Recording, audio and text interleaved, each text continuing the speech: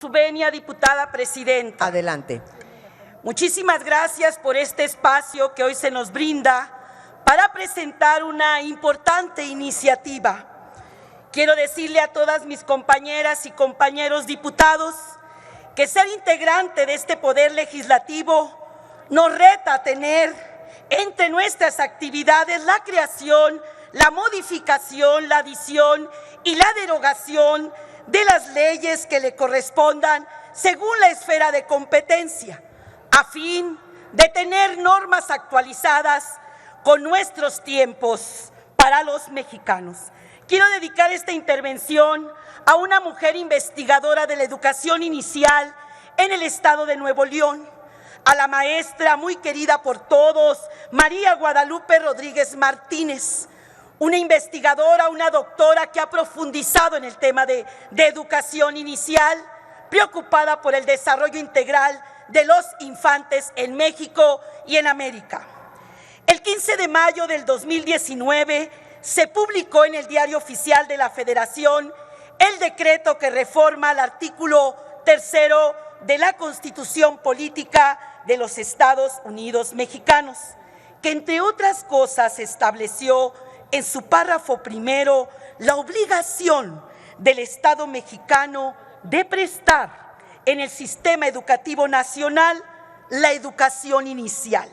Al fin logramos tener un esquema de educación básica respetando a nuestros infantes que desde los 45 días de nacidos, incluso desde que son neonatos, ellos ya están en una formación de su pensamiento y de sus emociones. No obstante, la disposición constitucional citada en la Ley Orgánica de la Administración Pública Federal, específicamente en el artículo 38, que establece las atribuciones de la Secretaría de Educación Pública, resulta necesario hacer adecuaciones legales.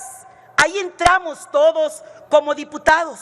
pertinentes a efecto de que esta norma secundaria esté alineada jurídicamente con lo que establece nuestra norma fundamental. Por ello someto a la consideración de este honorable pleno la adición al inciso A de la fracción 1 en la educación inicial como parte de las atribuciones prestacionales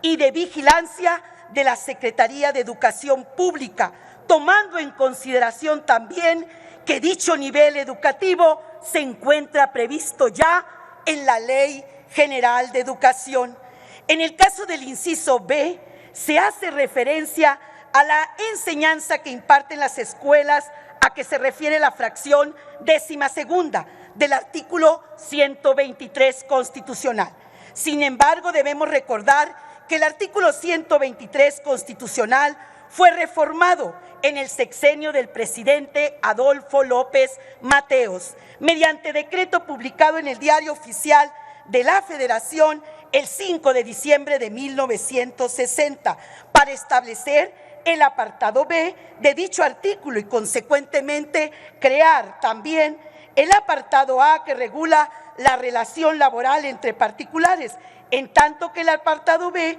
regula la relación de trabajo entre los poderes de la Unión con sus trabajadores. Por eso y por lo anterior es oportuno establecer en el inciso B de ese artículo 38 que la enseñanza que se imparte en las escuelas a que se refiere la fracción 12ª del artículo 123 constitucional es la que se encuentra prevista en la fracción 12ª del apartado A de dicho artículo constitucional, a fin de que entren las instituciones de educación inicial en el gasto público federal. En el segundo punto, y de manera muy rápida, he de decirles que estamos centrados en los planes de estudio para los adultos y ahí queremos que se considere a la educación tecnológica, a las TICs, como una de las asignaturas necesarias en los planes de estudio de las personas, de los adultos mayores en el sistema